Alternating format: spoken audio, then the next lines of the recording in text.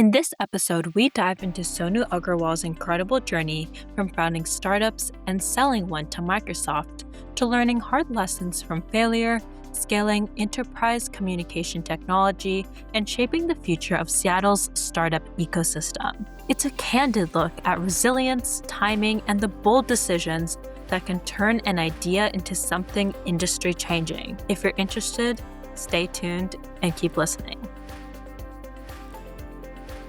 Welcome to the Startup to Exit podcast, where we bring you world-class entrepreneurs and VCs to share their hard-earned success stories and secrets. This podcast has been brought to you by TIE Seattle. TIE is a global nonprofit that focuses on fostering entrepreneurship. TIE Seattle offers a range of programs including technology panels, the TIE Entrepreneur Institute, and the TIE Seattle Angel Program. We encourage you to become a TIE member so you can gain access to these programs. To become a member, visit www.seattle.tie.org. Welcome, everyone. We are very pleased to have with us Sonu Aggarwal, who is a very successful serial entrepreneur. He's also the president of TIE Seattle. He started that role late last year, and he's been serving on the board of TIE Seattle for some time now. Welcome, Sonu. Thank you, Shirish. Pleasure to be here, and Gowri as well. Great. So you have a lot of history as an entrepreneur. You've started 3 companies. So I'd like to kind of explore your journey as an entrepreneur and also your role at Microsoft. You spent quite a few years. So let's start with your first company, which you started after a few years after school, called Flash Communications, which you then sold to Microsoft. Tell us more about what was the opportunity you saw pursuing it. Absolutely. It's about 2 years after I finished my studies at MIT. I'd been in management consulting, and one afternoon decided to come up with a list of ideas for an internet startup. The internet was hot around the time. I came up with about 10 ideas, and then in the same afternoon session, zeroed in on instant messaging as what we were going to build. I recruited 7 classmates from MIT as co-founders, and we built initially what we thought was the world's first instant messaging system, which then turned into the world's first enterprise instant messaging system. So world's first business chat technology. And then we would seeing that concept of a message going from one screen to another instantly work at MIT on local networks. But we thought it would be really interesting to build that out at internet scale. And then along the journey, we decided to pivot from consumer to enterprise and had a couple of customers in trial. One day, we decided to pick up the phone. I called Microsoft, called the central Microsoft operator, who connected me. So essentially, a cold call that connected me with a vice president at Microsoft, and that led very quickly to Microsoft acquiring us as the first version of its real-time business chat technology that has since evolved into Microsoft Teams. Right. So at that time, did you have AIM, AOL Instant Messenger and ICQ and so forth? They were just coming out. And in fact, we saw ICQ during our journey when at the point we noticed ICQ, literally a day after they released their initial alpha, that's when we decided to pivot from consumer to enterprise. And the other players were all, as you observed, focused on the consumer game. So how did you decide to sell to Microsoft as opposed to continuing? This was in the heady days of the internet, and this was a land grab for new technologies. So why did you decide to sell to Microsoft? Thought selling to Microsoft would be a great avenue for distribution. We were really excited about the impact this could have on the business world. We were really excited about the potential of getting the technology into the hands of tens of millions of users very quickly. We could have done very well continuing to build and grow on our own, but we just saw this as a great opportunity at a great time. Right. Did you even raise money for this, or did you guys just build it on your own before We you sold it? raised angel money, and Oh. we were on the cusp of raising our Series A VC round when we decided to sell to Microsoft. Right.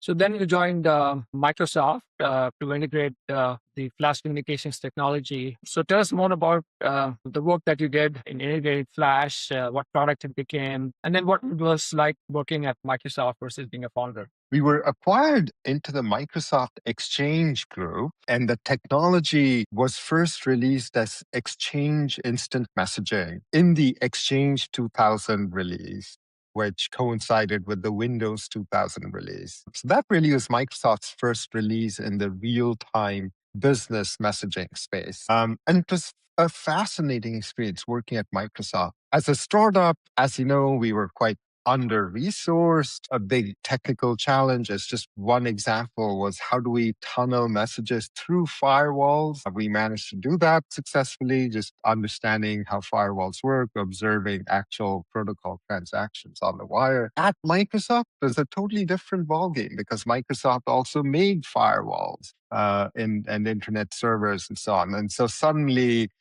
we found ourselves in a very different position of actually being involved in the protocol design committees on the internet. I co-authored IETF-RC 2779, for example, and it was a very different, very fascinating experience. Also at Microsoft, it was really fun to be able to work, to be able to see Bill Gates and Steve Ballmer in action. These were figures we had only read about in newspapers and so on previously. It was great to be actually able to present our work to them and engage with Microsoft in that sense. Right.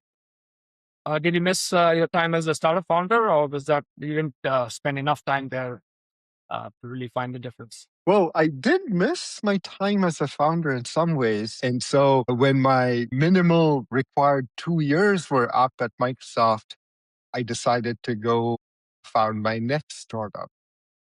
Yeah, Even okay, though I that's was having a great time at Microsoft. good. Good. Yeah. So what was interesting about Cordon was that you started that just on the .com bust, so probably before the .com bust. So tell us more about the company. What is the vision behind it, and were you able to raise funding at that time, and so forth?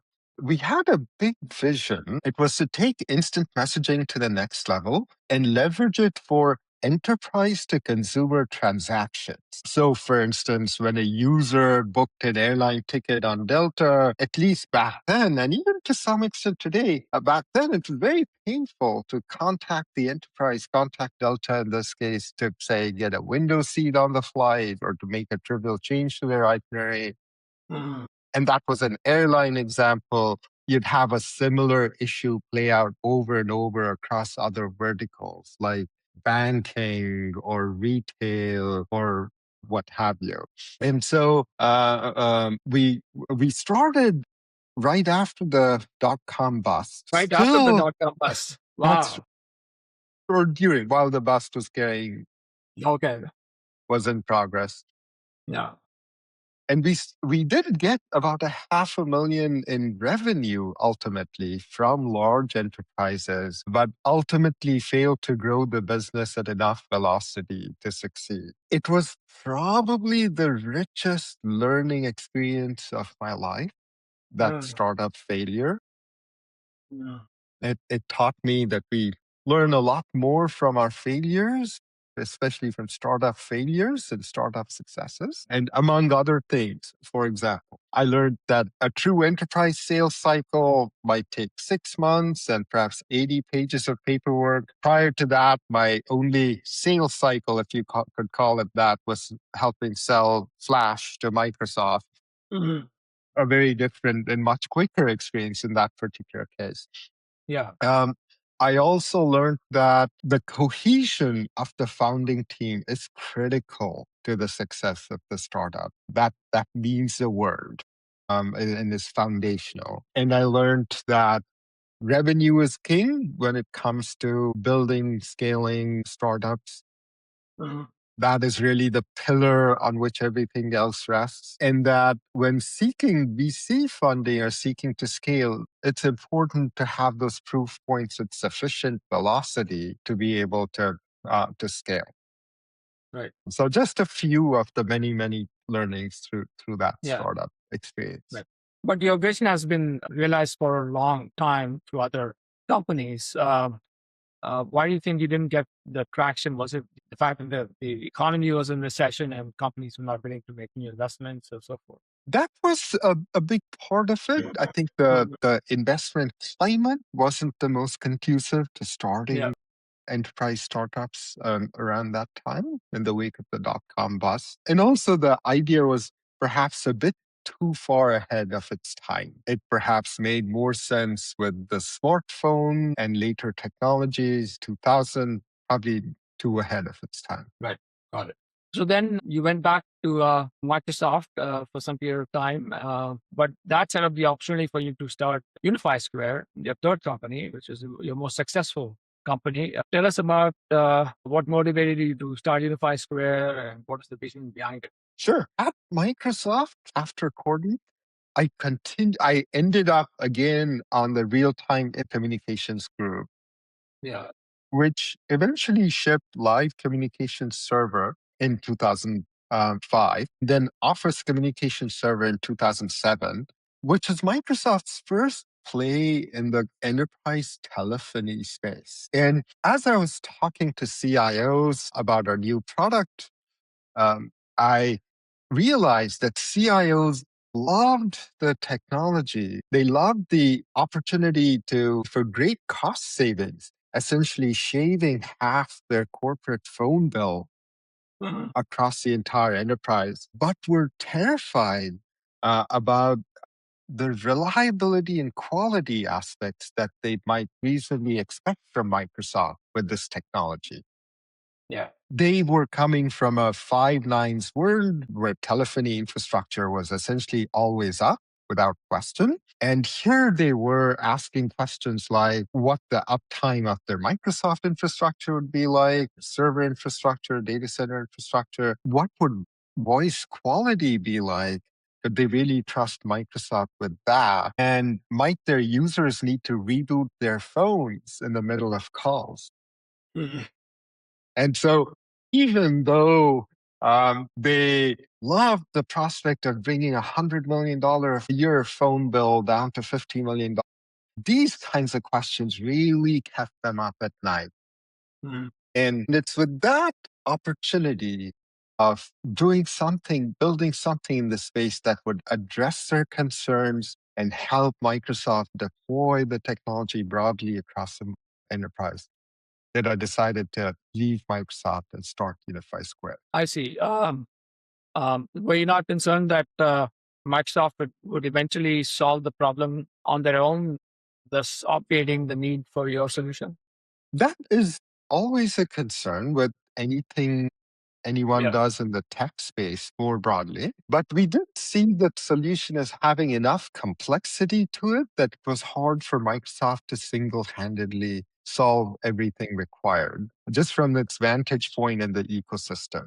For example, a single phone call over voice over IP would typically need to touch six different technologies across six different vendors, not just Microsoft code at the servers, but also go through carriers, go through gateways, go through firewall infrastructure, other network gear, go through end user telephony devices, et cetera, et cetera. And we believed it was structurally impossible for Microsoft to sort of take ownership of that entire end-to-end ecosystem on behalf of the end user. Right. Over to you, Gowri. Yeah. So a fascinating journey that you didn't get knocked down. Success, failure, back to it. So it was ingrained in you. When you look at the journey of UnifiedSquare, right? How would you rate that over the first two? outcome, of course, investor outcome, personal outcome, and then your customers and employees that were there. How would you rate that journey? Because that was a little later in your life with 2 stints at Microsoft. So a slightly different, you come to it with a slightly different approach than when you were just out of college, as an example. So how would you compare that journey over the first two, that it didn't bother, that the first twos where you're playing 500 ball at that point? One win and one not so great. So entrepreneurship is all about trying, um, about testing, trying, repeating, persevering. Um, and the UnifiedSquare journey, as I look back, the outcome was fantastic for all involved, all stakeholders, all employees at the time we exited, and all investors, et cetera, et cetera. What's not as apparent is all the blood, sweat, and tears that led to that point. If I was playing 500 ball in my first two startups, think of UnifiedSquare as a series of events with ups and downs, as is typical in a startup, but over a long period of time, that through perseverance, through the right actions from all stakeholders involved over that time, really helped drive the company to a great eventual outcome. So absolutely fascinating experience in entrepreneurship. Got it. So let me kind of dig a little deeper, right? During your UnifiedSquare journey, you and the board and the investors decided to change management. You brought in an outside CEO as an example, and you changed your role compared to the first two, where you stayed as the founder CEO through its exits, whatever they may be. As entrepreneurs who listen to you now, uh, it's jarring. You could classify and put yourself in the category of Steve Jobs, who was also asked to not step down from the CEO role in a different light. But how would you advise entrepreneurs today who are passionate founders who understand it, that that change was, whatever it may be, good or bad, was executed, and you stayed with the change to come to a successful outcome? Absolutely. In my own experience, as you observed at Unify Square, at one point I was actually asked by my board to step down from my CEO role, but then continue on in a CTO role. And at the time, I was very confused about why that happened. There was no explicit dialogue with the board about that upcoming change. It sort of came completely by surprise. And on a friend's counsel, I decided to stay with the company. I was advised that my staying on as CTO, just as the board was asking me to, was actually vital to the company's success in the long run. And that's how it ended up being. And it was then that through really understanding what had happened, which is a multi-year process for me personally, I realized a couple of things that I would advise future founders in my situation. One, it's just reality that 80% of founder CEOs don't continue as CEO at some point as their business scales. So it's actually the common mode of operation at some point before a company goes public. And two, the point at which the founding team gives up more than half the company's control to investors, as you might expect, tends to be a super important trigger point where investors look seriously at just bringing in a CEO of their choosing to run things. And that's just the way things are. Everybody in the Unify Square case was doing what they were expected to or were supposed to do. In situations like this, that's how things roll. And um, third piece of advice would be, it's not for a founder, it's not about them personally, it's about the company's success. So to the extent they remain deeply invested in the company's success, they would seek to do, founders should seek to do what's right for the company as a whole. Right. So the And advice is, uh, just oh, go ahead. Go ahead. And just to follow on, in my case, after the transition, and as I look back on the 4 years after that transition through exit, the board brought in brought in a leader with a sales and marketing background from Microsoft that helped the company get to a predictable growth curve. And so that did good things for the company in a different dimension than I had getting the company stood up from scratch and getting to a significant revenue point and global footprint and so on. And so in the end, it was great teamwork all around that carried the day. Yeah. So you sold UnifiedSquare to Unisys, right? That's right. What was so? Was this your old instinct of cold calling Unisys like you did with Microsoft? How did this start? Where was Unisys a partner, customer already, or you said, "Hey, let me just cold call them. It's worked for me before." So as background, when I first picked up the phone to call Microsoft, my first startup, the average age of my company's management team was something like 25. This time, fast forward to UnifiedSquare, when we decided it was time to exit, our average age of our management team was double that, something like that.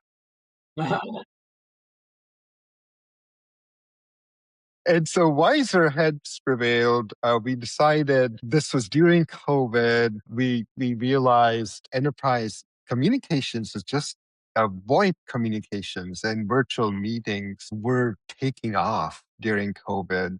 It's a great opportunity to get our UnifiedSquare footprint into a broader platform, just like we had done at Flash a Mhm. long time before. And so this time we actually began a very deliberate process. We recruited an investment banker, insight partners, and went through a very structured 6-month process to determine who might be the best fit for UnifiedSquare and Mhm. do a deliberate process. So it was this time around, you said the opportunity is now, let's go through a structured process. But still, the picking of Unisys over other suitors was one that made sense, right? Was there something about them that they already had a relationship, or you? I'm trying to see, are there signals you picked up with that interaction that made you think this is the right fit for us as a company? We did not have a prior relationship with Mhm, Unisys at all. mhm, mhm, And as the process unfolded, and I gather our bankers reached out to 150 potential candidates, so companies that might potentially be interested in acquiring us. Unisys emerged as a front runner early in that process. mhm, We then understood, with some more context on Unisys, that we could actually add a lot of value to Unisys's existing business. As you know, Unisys has a storied, almost 250-year-old plus business doing large scale, mission critical infrastructure, mainframe computer systems, and large footprint computer installations for some of the largest customers in the world. For example, McDonald's is one several large global corporations relying significantly on Unisys to run key aspects of their day-to-day operations mhm, on the IT front. And so in UnifiedSquare, Unisys saw an opportunity to incorporate not only the latest technology in enterprise communications, and so be seen as more of a modern leader in enterprise communications, but also saw an opportunity to acquire early innovation in AI. As CTO, I personally led our AI efforts at UnifiedSquare, applying AI to all kinds of enterprise AI communications situations. And Unisys recognized that potential early to really incorporate AI into the fabric of what it what it offers these large enterprises as a company. And so today you have many folks on the Unified from my UnifiedSquare team senior leadership positions at Unisys, helping take the company boldly into the modern era. So when this transaction happened, did you stay on for a while, or because you've taken time off since UnifiedSquare, you've not publicly announced anything yet? Was this while in the case of when you sold to Microsoft, you went and joined there? So was this something that you deliberately decided, hey, I want to pause to consider, or Unisys said, we got it, just hand us the ball? What was the thinking behind your pause? I was asked whether I wanted to stay on. Mhm. Normally, I would have loved to see my work through to large footprint success, like we Mhm. now have at Unisys with my previous team members and co-founders Mhm. and so on.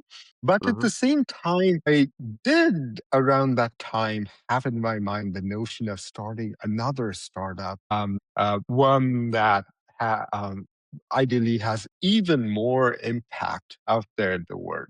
And so, given that, I decided to take some time off, tend to a whole bunch of personal priorities and life priorities, family priorities, before diving into my next startup, which I Mhm. saw as being a 10 to 20-year long calling, a fairly intense calling as these startups go. So I wanted to get prepared, myself and family prepared for all of that, and decided to not participate in UnifiedSquare post acquisition. Got it. So now that you have spent enough time away from a startup, do you wake up and said, I got to get going, or what does it feel for you to to get your morning started? Because there's no real going anywhere currently. Yes. So I'm nearing the end of wrapping everything I set out to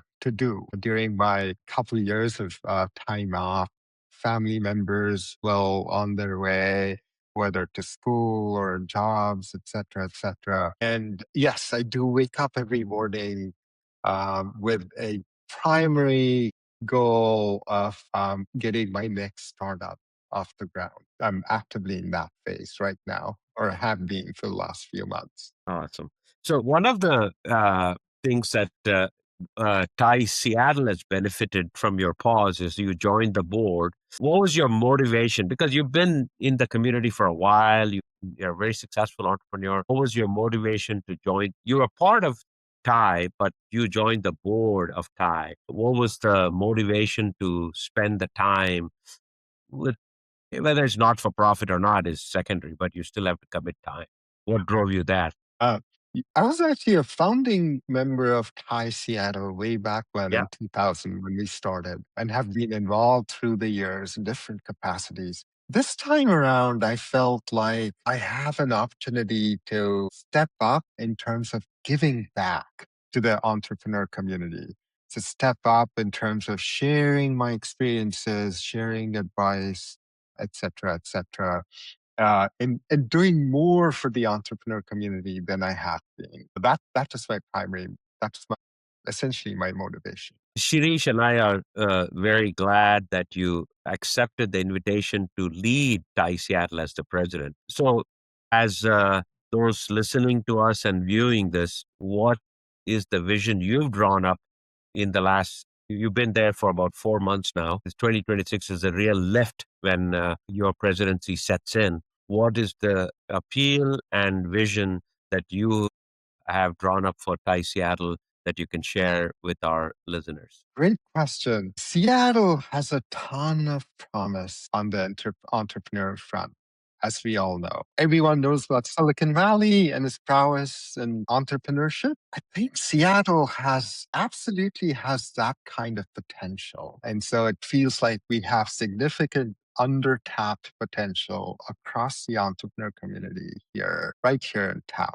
Given all of the tech activity which by some measures rivals Silicon Valley, the tech footprints of Microsoft and Amazon combined, plus the others, technology companies in town. And then you have many entrepreneurs here, successful entrepreneurs ready to give back to the community and to share experiences. And we have thriving AI centers, and AI talent, whether at the tech companies or at incubators like AI2 or the University of Washington, et cetera, et cetera.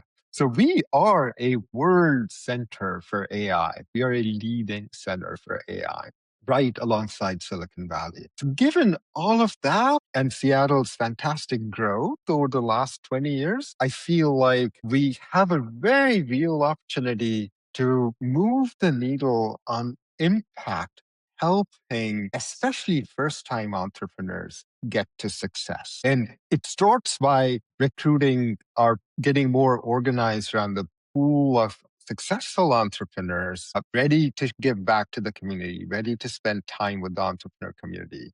That's our Thai charter membership right there.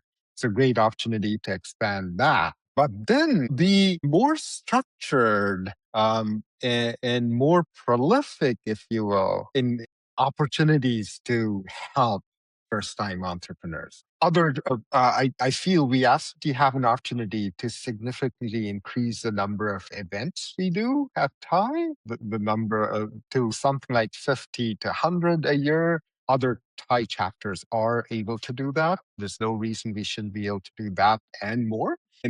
And also, we have an opportunity to deliver value to entrepreneurs at every stage of their life cycle. So, for instance, as a foundational event, having a monthly cadence where any entrepreneur can show up, speak for a couple minutes about their startup, and in general connect with the community in a safe space, so to speak. For many Thai chapters, that's their home. So we want to establish sort of that feeling of home for entrepreneurs. And then building on that foundation, it'd be great to have a quarterly funding workshop where any entrepreneurs in the fundraising process can show up for effective mentoring, perhaps one-on-one mentoring and coaching in addition to group coaching and coaching that stays with them through the fundraising journey.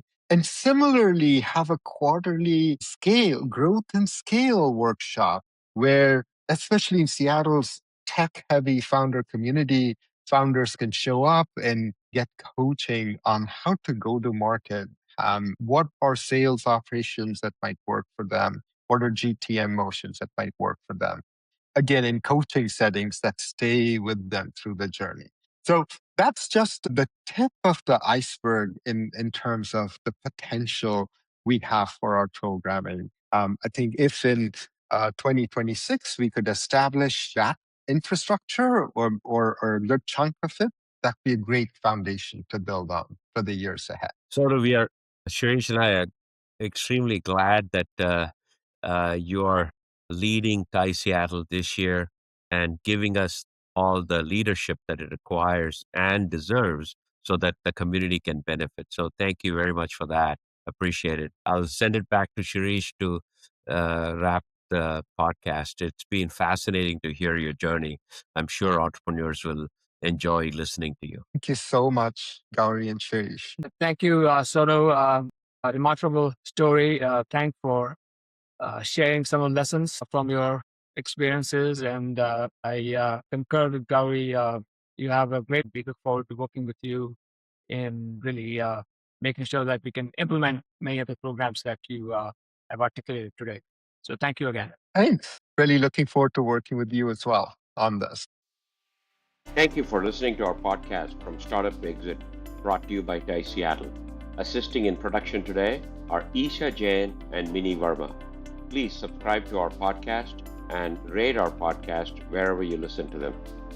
Hope you enjoyed it.